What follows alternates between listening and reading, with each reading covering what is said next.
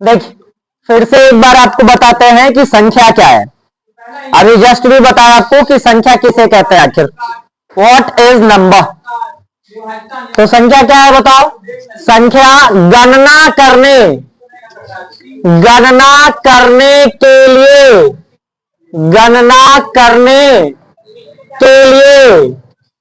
इस्तेमाल किए जाने वाला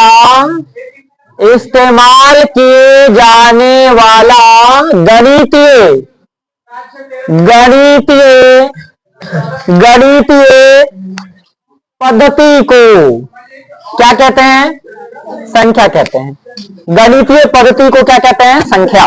अगर हमसे कोई संख्या पूछे तो हम लोग सिंपल सा कह सकते हैं गणना करने के लिए जिसका हम लोग उपयोग करते हैं उसको हम लोग क्या कहते हैं, संख्या। अब बात आता है कि संख्या कितने प्रकार के होते हैं। तो संख्या कितने प्रकार का होता है बताना। संख्या 2 प्रकार के होते हैं। कौन कौन सा। एक हमारा संख्या जो होता है वो है वास्तविक संख्या, और एक जो हमारा संख्या है वो कौन सा है, काल्पनिक संख्या। ऐसे लिखा था क्या, काल्पनिक संख्या। इंग्लिश में इसको क्या कहते हैं, रियल नंबर, और इसको क्या कहते हैं, इसको कहते हैं इमेजनरी। क्या कहते हैं, imaginary number. There are 2 type of number, first is real number and the second is imaginary number. ठीक है। अब हम लोग समझते हैं कि आखिर ये वास्तविक संख्या क्या है, और यही आपका अध्याय भी है। देख लो अध्याय 1 का नाम भी है क्या, वास्तविक संख्या है। अध्याय 1 का नाम भी क्या है, वास्तविक संख्या ही है। संख्या पद्धति में एक ही चैप्टर पढ़ना है। देख लो ना किताब में भी तो लिखा है संख्या पद्धति, माने संख्या एक पद्धति है, एक सिस्टम है, एक प्रणाली है। अभी वास्तविक संख्या क्या होता है पहले ये समझते हैं। वास्तविक संख्या समझने से पहले हम लोग इसके नीचे चलते हैं, ठीक ना। फिर नीचे से ऊपर आपको समझा देंगे। वास्तविक संख्या भी 2 प्रकार के होते हैं। वास्तविक संख्या कितने प्रकार के होते हैं, 2 प्रकार के होते हैं। किसी को मालूम है कि वास्तविक संख्या जो 2 प्रकार का होता है वो कौन कौन होता है।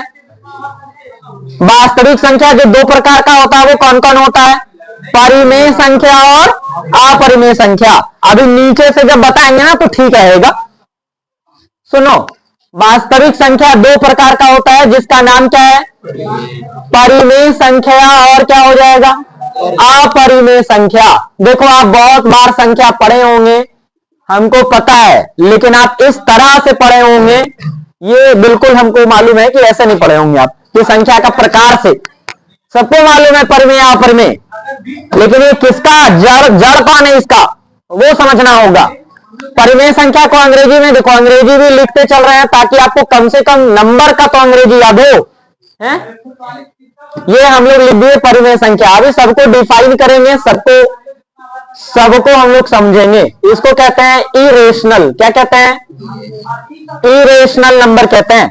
सुनो बात सुनते हैं आगे। परिमेय संख्या क्या होता है पीछे जानेंगे, पहले और नीचे इसके चलते हैं, है ना। तो परिमेय संख्या जो होता है ना ये बहुत तरह के होते हैं। ये क्या होते हैं, ये बहुत तरह के होते हैं परिमेय संख्या। ये एक प्रकार के नहीं होते हैं, ये 1 या 2 या 3 ऐसे नहीं कह सकते हैं। ये there are many type of, है ना, रेशनल नंबर। अब इसके पार्ट्स में जो आते हैं ना, इसके पार्ट्स में जो आते हैं उसको हम लोग कहते हैं पूर्ण संख्या। क्या कहते हैं, पूर्ण संख्या। अंग्रेजी बोलो जल्दी से, पूर्ण संख्या का अंग्रेजी बोलता भी तो नहीं है ना तुम लोग, अरे बोलेगा तभी सीखोगे। 1 नंबर में आ गया पूर्ण संख्या। उसके बाद प्राकृत संख्या। नाम सुनो प्राकृत संख्या का, बताओ अंग्रेजी में क्या कहते हैं इसको, नेचुरल नंबर। क्या कहेंगे इसको, नेचुरल नंबर कहेंगे। ये प्राकृत संख्या। अब तुम ही बताओ कि पूर्ण संख्या परिमेय संख्या है ना, प्राकृत संख्या परिमेय संख्या है ना, तो इस टेबल से तुमको बड़ा हेल्प मिलने वाला है। अब आगे चलेंगे अगर चलेंगे प्राकृत संख्या के बाद अगर, तो हम लोग आ जाएंगे सम संख्या। कौन सा संख्या, सम संख्या, जिसको हम लोग अंग्रेजी में कहते हैं इवन नंबर। Even number. बात नहीं करो बाबू, है ना, बात कहीं से भी सही नहीं होता है। अब आगे देखेंगे, सम संख्या के बाद क्या आता है, विषम संख्या, जिसको हम लोग क्या कहते हैं, ऑड नंबर कहते हैं। इवन नंबर और ऑड नंबर कहते हैं। सम संख्या और क्या हो गया, विषम संख्या। और आगे चलेंगे, अभी हुआ नहीं है। सम संख्या और विषम संख्या के बाद भी आते हैं। कौन संख्या बताना, भाज्य संख्या, जिसको हम लोग क्या कहते हैं अंग्रेजी में, बोलो, कंपोजिट नंबर। क्या कहते हैं, कंपोजिट नंबर। अभी इतना ही नहीं, और बढ़ेगा, एक बार और अभी चलेगा। क्या होगा बताओ, भाज्य संख्या, अभाज्य संख्या। कौन सा, अभाज्य संख्या, जिसको हम लोग अंग्रेजी में क्या कहेंगे, प्राइम नंबर। नहीं, अभी और चलेगा भाई, अभी और चलेगा, अभी और चलेगा, जिसको हम लोग कहते हैं क्या, पूर्णांक संख्या। कौन सा कहते हैं बताओ, पूर्णांक संख्या कहेंगे, जिसको अंग्रेजी में क्या कहते हैं, इंटीजर नंबर। क्या कहते हैं, इंटीजर नंबर। इतनी सारी प्रकार है किसका, परिमेय संख्या का। और बढ़िया बात यह है कि अपरिमेय संख्या का कोई बंटवारा नहीं है, काल्पनिक संख्या का कोई बंटवारा नहीं है। लेकिन जानना तो है ना भाई, है? जानना तो है ना, ये तरीका है, ये संख्या का ट्री है, ट्री। ये संख्या का क्या है, ट्री है, ट्री ऑफ नंबर। संख्या क्या है, कितने प्रकार का होता है, समझ आया। लेकिन हम लोग कैसे पढ़ते हैं, हम लोग ऐसे पढ़ते हैं, सम संख्या, विषम संख्या, भाज्य, अभाज्य, पूर्णांक, प्राकृत, पूर्ण, परमेय, अपरमेय, वास्तविक। लेकिन ट्री नहीं पता होता है, ट्री पता नहीं होता है। तो आज तो ट्री पता हो गया ना आपको, कि संख्या क्या है, कितने प्रकार का होता है, कैसे इसका बंटवारा है। बोलो, ये समझ आया नहीं आया, आया ना। अब हम लोग एक एक करके चर्चा करेंगे, ठीक है, एक एक करके चर्चा करेंगे। इसके अलावे भी हम आपको एक दो संख्या और पढ़ाएंगे एक्स्ट्रा।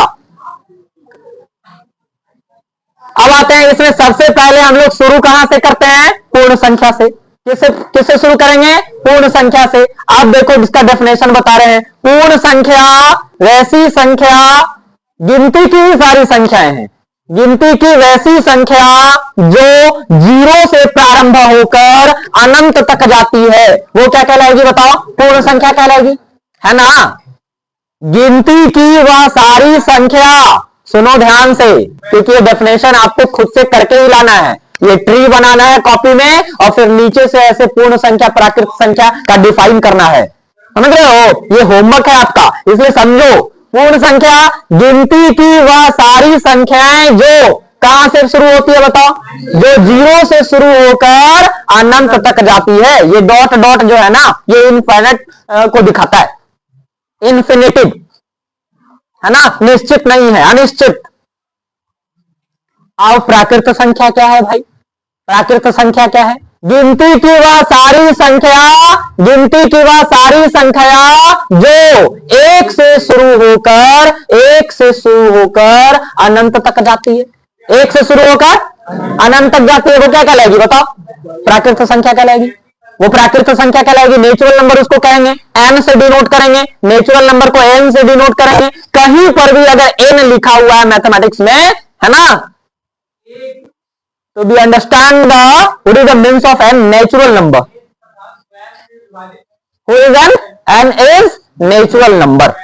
समझ आ रहा है, इज इट क्लियर। अब आगे आते हैं सम संख्या।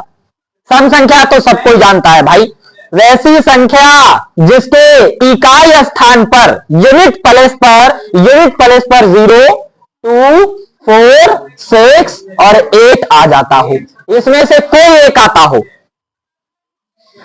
If any number's unit digit has 0 और 2 और 4 और 6 और 8, जिसके इकाई स्थान पर, लो नीचे इंडिकेट कर दिए, किसके स्थान पर, जिसके इकाई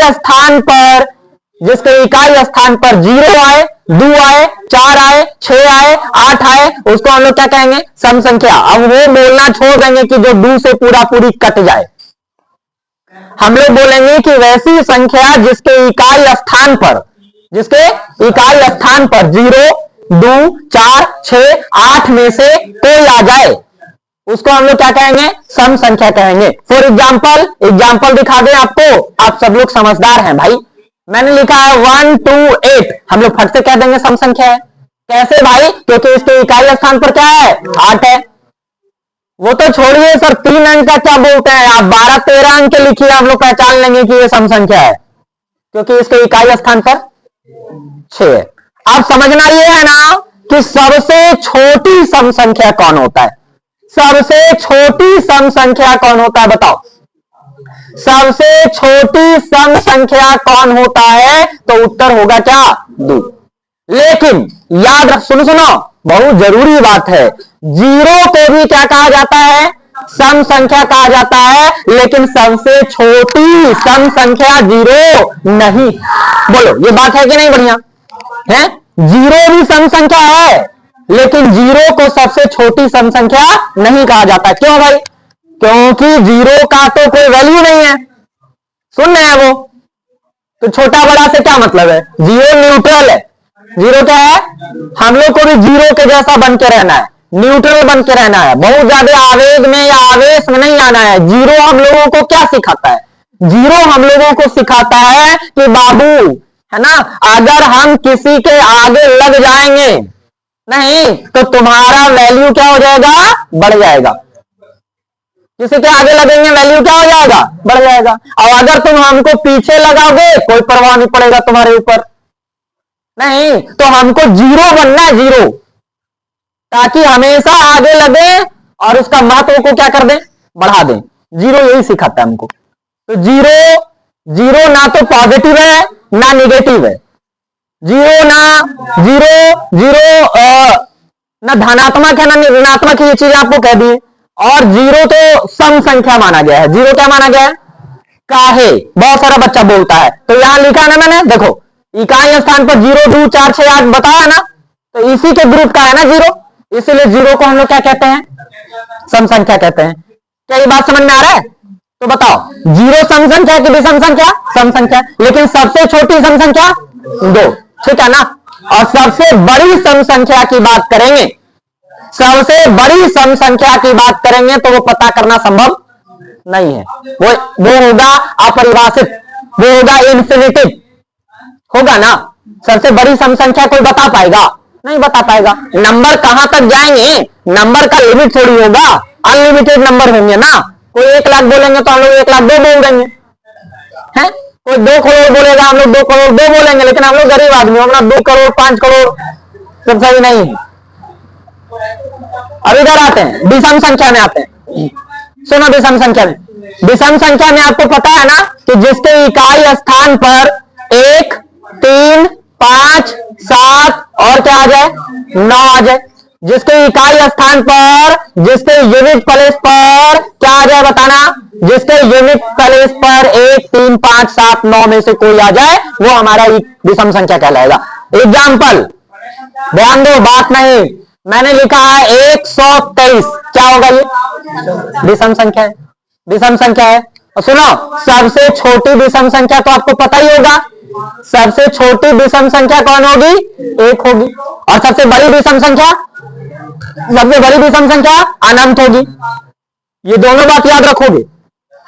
सबसे छोटी विषम संख्या 1 होगा, लेकिन सबसे बड़ी विषम संख्या क्या होगा? अनंत होगा। सबसे छोटी सम संख्या 2 होगी, लेकिन सबसे बड़ी सम संख्या अनंत होगा।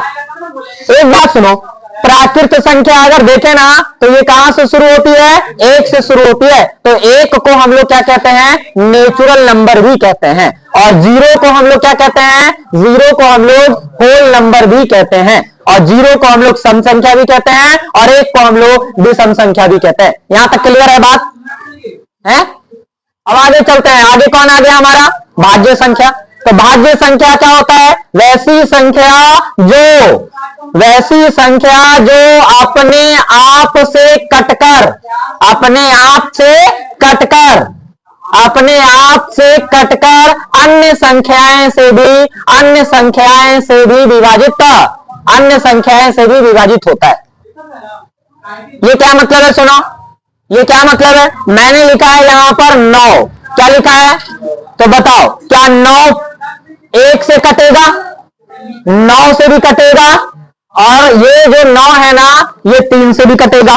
तो जो 1 और अपने आप से कटकर अन्य संख्या से भी विभाजित होगा उसको भाज्य संख्या कहेंगे। डेफिनेशन सुनो, भाज्य संख्या किसको कहते हैं? वैसी संख्या जो एक और अपने आप से कटकर अन्य संख्याएं से भी विभाजित होता है। समझ आ रहा नहीं आ रहा? एक और अपने आप से कटकर, एग्जाम्पल ख्याल में रखो, एक से भी कट जाएगा 9, 9 से भी कट जाएगा 9, 3 से भी कट जाएगा 9, ऐसी संख्या को हम लोग क्या कहेंगे? भाज्य संख्या कहेंगे। लो एक और एग्जांपल ले रहे हैं, 10। 10 देखो, 10 1 से भी कटेगा, 10 से भी कटेंगे और 2 से भी कटेगा और 5 से भी कटेगा, तो ये कैसी संख्या होगी? भाज्य संख्या होगी। मेरी बात सुनो, सबसे छोटी भाज्य संख्या, सबसे छोटी भाज्य संख्या, सबसे छोटी भाज्य संख्या 4 होगी। सबसे छोटी भाज्य संख्या 4 होगी। ये 4 देखो, ये 4 1 से कटेंगे, ये 4 4 से कटेगा और ये 4 2 से भी कटेगा। इससे छोटा कोई ऐसा संख्या है? 4 से छोटा 3 आता है, तो 3 1 से कटेगा, 3 से कटेगा, बीच में कोई और नंबर काट पाएगा उसको? नहीं। तो हम लोग उसको कैसे कह सकते हैं? भाज्य संख्या। 2 को भी देख लो, 2 को भी 1 से कटेगा, 2 से कटेंगे, बीच में और कोई नंबर उसको काट पाएगा? नहीं काट पाएगा, तो वो सबसे छोटी भाज्य संख्या हो ही नहीं सकती है। यानी सबसे छोटी भाज्य संख्या अगर कोई होगी तो वो कौन होगी? बताना। सबसे बड़ी भाज्य संख्या बात आ ही नहीं सकते। समझ आ रहा नहीं आ रहा है? आगे आगे सुनो, अभाज्य संख्या की बात करते हैं। अभाज्य संख्या जो केवल और केवल, जो केवल और केवल एक और किससे? अपने आप से कटता हो, अपने आप से विभाजित होता हो, उसको हम लोग क्या बोलेंगे? बताना। उसको हम लोग अभाज्य संख्या कहेंगे, प्राइम नंबर कहेंगे। जो केवल और केवल किससे कटे? एक से कटे और अपने आप से कटे। तो एक से और अपने आप से कटने वाला 7 है। 7 देखो, कोई और काट पाएगा इसको? नहीं। 11 है, 11, ये 1 से कटेंगे और 11 से कटेगा। क्या कोई सम संख्या, सुनो मेरी बात सुनो, क्या कोई सम संख्या अभाज्य संख्या हो सकता है? क्या कोई सम संख्या अभाज्य संख्या हो सकता है? कौन सा, कौन ऐसा सम संख्या जो अभाज्य है? बताओ। 2, यही है 2। देखा ना, फंस गया ना तुम लोग। क्या कोई ऐसी सम संख्या है जो अभाज्य संख्या हो सकता है? तो वो 2 है भाई। 2 कैसी संख्या बताओ? सम की विषम, सम संख्या है। भाज्य की अभाज्य, अभाज्य होगा, क्योंकि 1 से कटेगा, अपने आप से कटेगा, बीच में कोई माय के लाल इसको नहीं काट पाएगा, तो ये अभाज्य संख्या है। और अभाज्य के साथ साथ सम संख्या भी है। अभाज्य के साथ साथ क्या है? सम संख्या भी है। सुनो सुनो सुनो, ध्यान से सुनो। 2 को छोड़कर, 2 को कोई भी सम संख्या अभाज्य नहीं होगा। 2 को छोड़कर कोई भी संख्या, कोई भी सम संख्या अभाज्य नहीं होगा।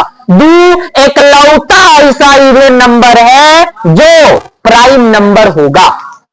2 एकलौता ऐसा सम संख्या है जो अभाज्य संख्या होगा। और 2 को छोड़कर कोई भी सम संख्या अभाज्य नहीं होगा। इसका मतलब है कि सभी सम संख्याएं, 2 को हटा के सभी सम संख्याएं भाज्य होगी। सभी सम संख्याएं, सुनो, भाज्य भाज्य भाज्य में आते थोड़ा सा। क्या सम संख्या भाज्य संख्या हो सकता है? अरे भाई, सम तो भाज्य होगा ही। क्या विषम संख्या भाज्य संख्या हो सकता है? बिल्कुल हो सकता है। एग्जाम्पल 9 है। यानी सम संख्या और विषम संख्या दोनों ही भाज्य संख्या होगा। और यही एग्जाम में फंसाने वाला है, पूछेगा यही तुमसे कि निम्न में से कौन सा कथन सही है? क्या सभी सम संख्या भाज्य संख्या हो सकती है? नहीं। 2 को छोड़ के बोलेगा था सभी सम संख्या भाज्य हो सकती है, तो 2 कहां भाज्य है? तो सभी सम संख्याएं भाज्य किसको छोड़कर? 2 को छोड़कर सभी सम संख्याएं भाज्य होगी। हाँ, सारे विषम संख्या क्या भाज्य होगी? नहीं। कैसे? सारे विषम संख्या भाज्य कैसे होगा? सारे विषम संख्या भाज्य होगा। 7 भाज्य है, 7 तो अभाज्य है और 7 विषम संख्या भी है।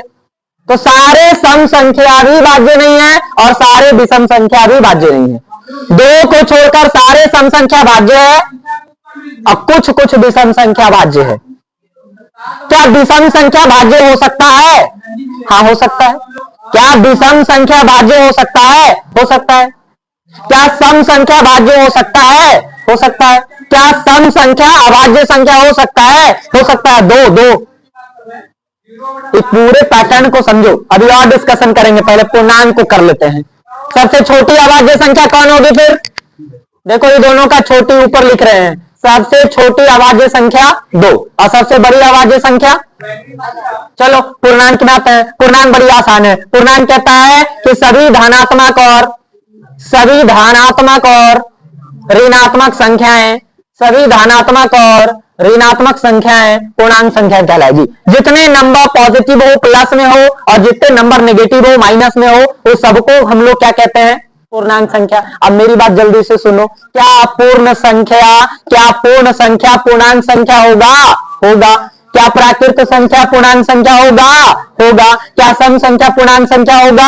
होगा। क्या विषम संख्या पूर्णांक संख्या होगा? होगा। इस सब जितना है ना, ये सब पूर्णांक हो सकता है, क्योंकि पूर्णांक तो कह रहा है कि सभी धनात्मक और ऋणात्मक, कौन सब है ना? तुम लोग पूरा सब के सब हमारे लर्जर होगा। तुम लोग के छोड़ दो, हम तो माइनस भी ले ले हैं, ऋणात्मक भी ले हुए हैं, यानी पूर्णांक जो है इस सब का बाप है कि नहीं है? कलम दिमाग में हटा लो, कोई आपसे पूछ दे फटाक से, यही टेबल यही ट्री आपको बढ़िया समझने में मदद करेगा। क्या पूर्ण संख्या पूर्णांक संख्या होगा? बिल्कुल। क्या प्राकृत संख्या पूर्णांक होगा? हाँ होगा। क्या सम संख्या पूर्णांक होगा? हाँ होगा। विषम संख्या पूर्णांक होगा? होगा। भाज्य संख्या पूर्णांक होंगे? बिल्कुल होगा। अभाज्य संख्या पूर्णांक होगा? बिल्कुल होंगे। सब पूर्ण संख्या पूर्णांक होगा, सब प्राकृत संख्या पूर्णांक होगा, सब सम संख्या पूर्णांक होगा, सब चलेगा इसमें। समझ आए इतनी बातें हैं? अब इसके ऊपर चलते हैं हम लोग। इस सब किसका लर्जर हुआ?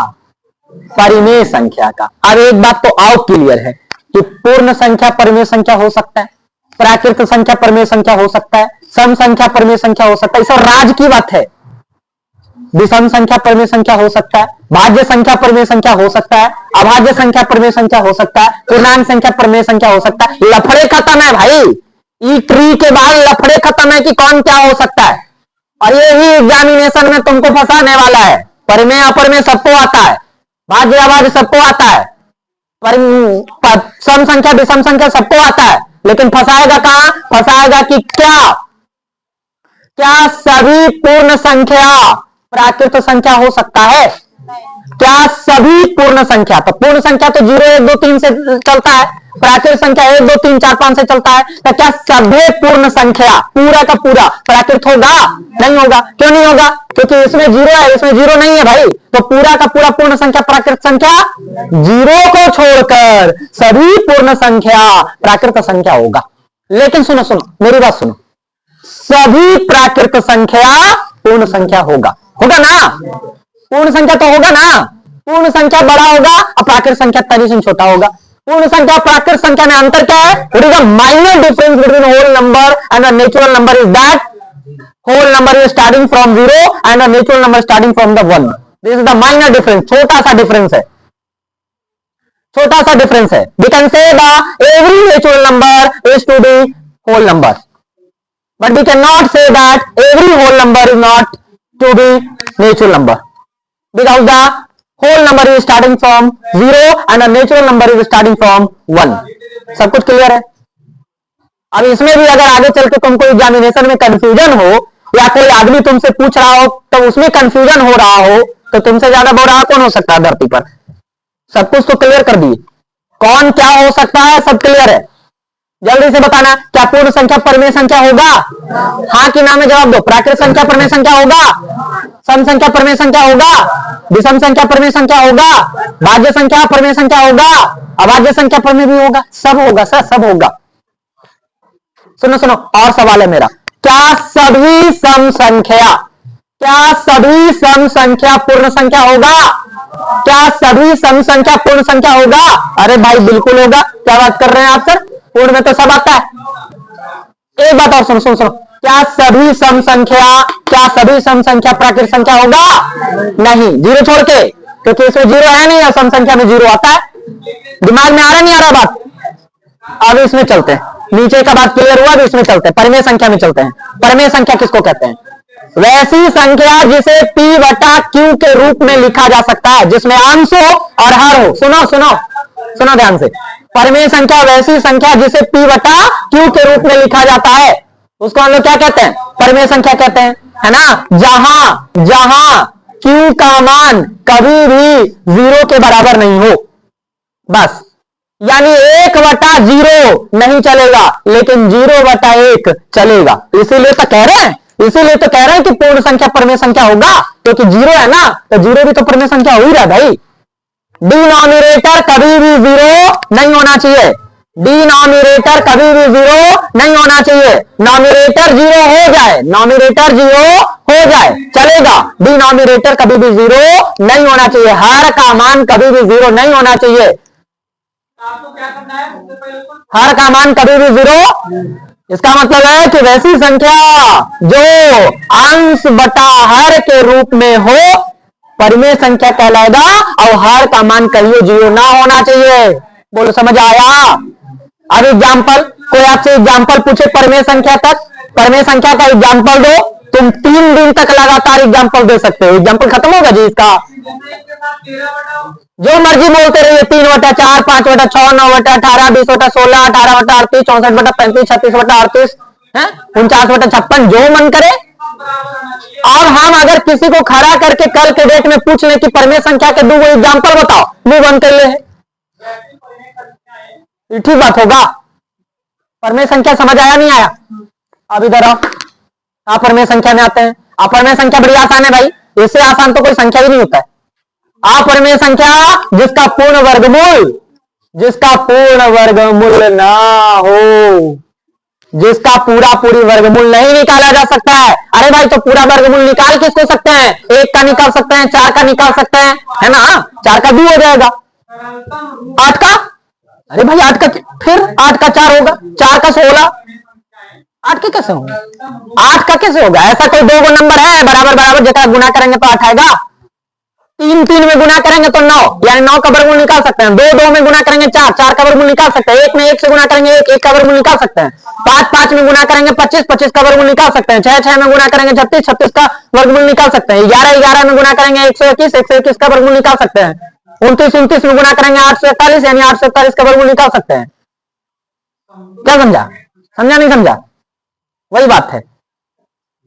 वर्गमूल पूरी किसका निकल सकता है? जिस संख्या का 2 ऐसा पार्ट में तोड़ें कि वो दोनों बराबर नंबर हो, दोनों क्या हो? बराबर नंबर हो, और दोनों में मल्टीप्लाई करेंगे तो उतना नंबर आ भी जाना चाहिए।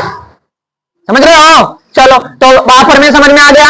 अगर आपसे एग्जाम्पल कोई पूछे अपरिमेय संख्या का, तो अगर आपसे कोई अपरिमेय संख्या का एग्जाम्पल पूछे तो भाई √7 बताओ, √7 बताओ उसको, √3 बताओ, √3। कोई मार के लाल इसका पूरी तोड़ देगा वर्गमूल, बता दे हमको तोड़ के। या √1 बोलो, √1 ना, गलत। √1 का तो वर्गमूल निकल ही जाएगा 1, है ना। √5 बोलो, √5 सही है। √2 बोल दो, √6 बोल दो, √6 अभी नहीं के हम जोश में आकर √9 का वर्गमूल 3 हो जाएगा।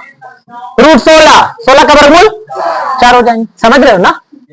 चलो, तो परिमेय खत्म, अपरिमेय खत्म, बचा कौन? बोलो, जब ये सब हो गया तो ये बचेगा जी। अरे भाई, एक रे ना पर पोता है ये सब, तो फिर नहीं कह सकते हैं कि सभी संख्या का ग्रुप, सभी संख्या का हो गया। कितना आसान से वास्तविक संख्या समझे हम लोग। परिमेय ऐसे बोलो, इतना लंबा बोले की जरूरत है। परिमेय और अपरिमेय संख्या के सम्मिलित रूप को परिमेय में एक नहीं सब आ गया नहीं।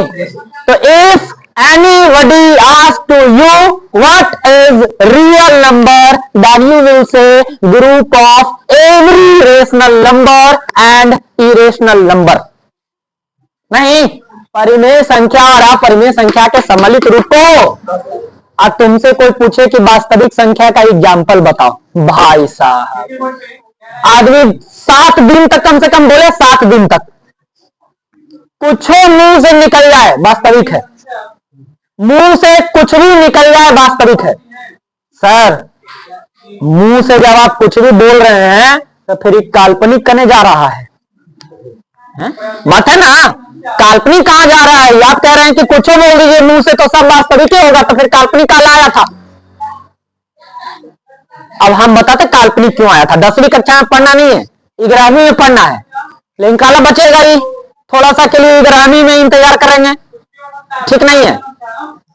इसमें क्या होता है कि रूट के अंदर कोई भी नंबर माइनस में लिखा हो, ऐसा कभी तुम देखा नहीं होगा किताब में लिखा हुआ। रूट के अंदर भी ऋणात्मक नंबर, वर्गमूल चिन्ह के अंदर ऋणात्मक संख्या को हम लोग क्या कहते हैं? काल्पनिक संख्या कहते हैं। सुनो सुनो, ध्यान से सुनो, खत्म कर दी।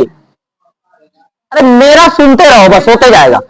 रूट के अंदर ऋणात्मक संख्या को क्या कहते हैं? काल्पनिक संख्या। रूट के अंदर ही माइनस लिखना इतना पाप है, इतना पाप है कि मत कहिए। तो फिर मैथमेटिक्स का कोई आदमी आया, मैथमेटिशियन, नाम उनका था आयोटा। क्या नाम था?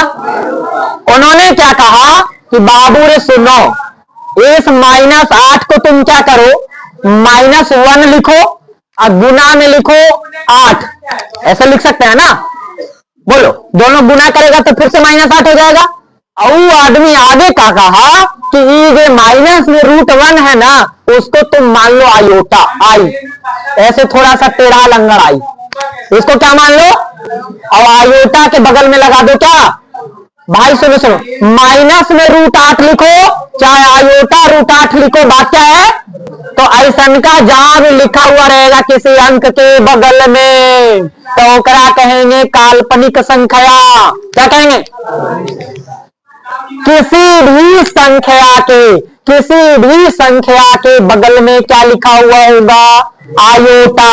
आई for iota. Then we can say this is imaginary number, this is imaginary number. अगर आपसे कोई पूछे कि काल्पनिक संख्या किसको कहते हैं, तो रूट के अंदर, वर्गमूल चिन्ह के अंदर कोई भी धनात्मक संख्या को काल्पनिक संख्या कहते। Is it clear? बोलो, सब खत्म हो गया ना? सब समझ में आया कि नहीं आया? Anybody has any problem? Then we will say, then you will say, जल्दी बोलो, कहो, यू कैन से, कह सकते हो। कोई ऐसी संख्या है जो आपको नहीं समझ में आया? सुनो सुनो, एक बात और, सर आप और बोले थे कि एक दो आओ एक्स्ट्रा। एक्स्ट्रा कौन है? एक्स्ट्रा कौन है? बस जल्दी से देखते हैं एक्स्ट्रा कौन है। यहाँ पे देख लेंगे, इतनी समय तक काम हो जाएगा, इतना में तो एक्स्ट्रा वाला का काम हो जाएगा। नाम है उसका सअवाज्य संख्या। कौन? सअवाज्य संख्या। सुनो सुनो, को प्राइम नंबर कहते हैं अंग्रेजी में, को, CO को। और ये अवाज्य हो गया प्राइम। अवाज्य क्या हो गया? प्राइम। ध्यान दो, को प्राइम नंबर, देखो आदत नहीं छूटेगा तो हम छोड़वा देंगे, है ना, इसलिए ध्यान दो, समझो बात को। को प्राइम नंबर क्या होता है? को प्राइम का मतलब ही हो रहा है सह, माने साथ, माने अकेले संख्या नहीं चलेगा। ये क्या को लेके चलेगा? 2 को। क्या वो संख्या? 2 संख्या। अब ये जो 2 संख्या हम लिए हैं ना बाबू, तो 2 संख्या तो कुछ भी ले सकते हैं, 35, 36, 18, 29, 35, 44, कुछ भी ले सकते हैं ना। तो 2 संख्या के ग्रुप को सअवाज्य संख्या कहेंगे कब? जब उन दोनों संख्या का HCF कितना आना चाहिए? 1 आना चाहिए। कंडीशन लग गया। उन दोनों संख्या का HCF अगर 1 होगा ना, तब वो दोनों संख्या क्या कहलाएगी? सअवाज्य संख्या कहलाएगी। Is it clear? सर काफी 6-7 जल्दी से कैसे लिख दी? क्या इसका HCF 1 आएगा? बिल्कुल आएगा। भागा करके देख लो 6 में 7 से, 6 कम कितना? फिर 6, कितना हुआ HCF? 1 आया ना, ये वाला 1 होता है ना, ये HCF हो गया। माने बात कौन सी है? सर बात यह है कि जितना लगातार संख्या है सबका HCF 1 फिक्स है। क्या बोले हम? सुना, जितना लगातार संख्या 2 ले लीजिए, HCF 1। तो अगर कोई सअवाज्य संख्या का एग्जाम्पल पूछे तो उतना दिमाग लगाने की जरूरत 50 है कॉमन, 50, 60, 60, 44, 19, 36 सअवाज्य संख्या का एग्जाम्पल हो गया बहुत सारा। अच्छा सर, क्या लगातार संख्या ही खाली सअवाज्य होगा? नहीं, सअवाज्य वो कंडीशन नहीं है लगातार वाला। शाबाश, वैसी दो संख्या जिसका HCF कितना हो। वो तो तुमको एग्जाम्पल बतावेला ना, एगो आसान तरीका बता दिए। अब HCF एक खाली लगातार नंबर का थोड़े हो सकता है, बहुत सारे नंबर का HCF एक हो सकता है। समझ आ रहा नहीं आ रहा है? आ रहा है ना। तो ये शाहबाजी संख्या खत्म हो गई, और जितना संख्या तुमको पढ़ना चाहिए था सब क्या हो गया, समाप्त। अब उसको कॉपी में धरा लिखेंगे अभी, है ना। शुरू करेंगे, पहले तो ये ट्री बनाओ, नाम लिख के ट्री बनाओ। ठीक है फिर।